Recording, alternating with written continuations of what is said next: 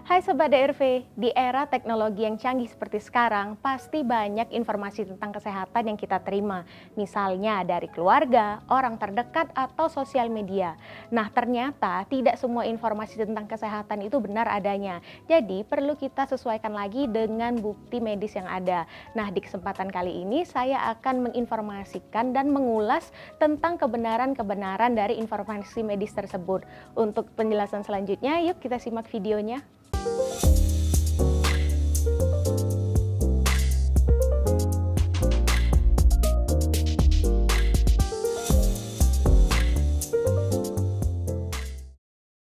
Yang pertama, vaksin mengandung zat berbahaya dan memberikan efek samping yang berat. Pertama, kita harus tahu bahwa vaksin ini sebenarnya adalah virus, bakteri, atau zat hasil produksinya yang sudah dilemahkan atau bahkan dimatikan. Jadi, sebelum diberikan ke masyarakat, jadi vaksin ini sudah melewati serangkaian uji klinis dan penelitian. Tidak ada yang membahayakan bagi manusia yang menerima vaksinasi ataupun memberikan efek samping yang berbahaya. Untuk efek sampingnya sendiri, ada istilah yang disebut dengan kejadian ikutan pasca imunisasi atau disebut juga dengan KIPI. Gejala-gejala yang dapat dialami setelah vaksinasi, misalnya seperti bengkak di lokasi suntikan, perasaan tidak fit, demam, sakit kepala, atau biasanya juga sering mengantuk, itu bersifat sementara dan ringan. Nah, gejala-gejala ini akan hilang dengan sendirinya tanpa pengobatan. Kesimpulannya, Anda tidak perlu takut untuk melakukan vaksinasi. Justru, mulai sekarang Anda harus melengkapi status vaksinasi Anda untuk melengkapi pertahanan tubuh agar dapat hidup sehat terbebas dari penyakit.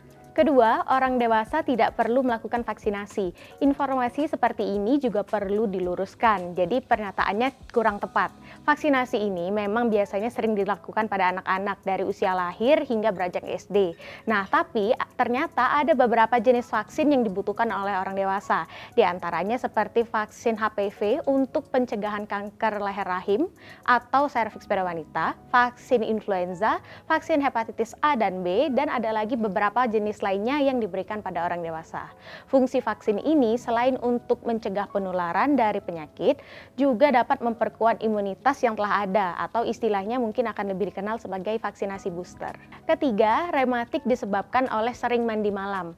Kalimat seperti jangan mandi malam-malam nanti rematik itu pasti sering terdengar di masyarakat dan akhirnya membuat sebagian besar masyarakat menghindari mandi di malam hari. Nah, untuk yang satu ini juga tidak perlu dipercaya. Sama sekali tidak ada hubungan antara mandi di malam hari dan penyakit rematik. Penyakit rematik ini adalah penyakit autoimun yang dimana sel imunitasnya menyerang dari sel-sel sehat dan menyebabkan peradangan pada sendi. Gejala-gejala yang umum terjadi itu misalnya seperti bengkak dan nyeri pada bagian sendi hingga kekakuan gerak pada sendi. Ada banyak faktor penyebab penyakit rematik, salah satunya adalah faktor genetik.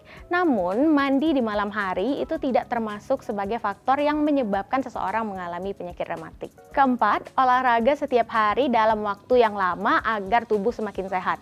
Jika membahas kesehatan, pasti olahraga termasuk dalam salah satu gaya hidup yang harus dilakukan agar kondisi tubuh tetap fit dalam setiap kegiatan. Ternyata, olahraga itu tidak perlu dilakukan setiap hari dalam waktu yang lama-lama. Justru, alih-alih bermanfaat, olahraga setiap hari itu akan membuat tubuh semakin tidak memiliki waktu pemulihan.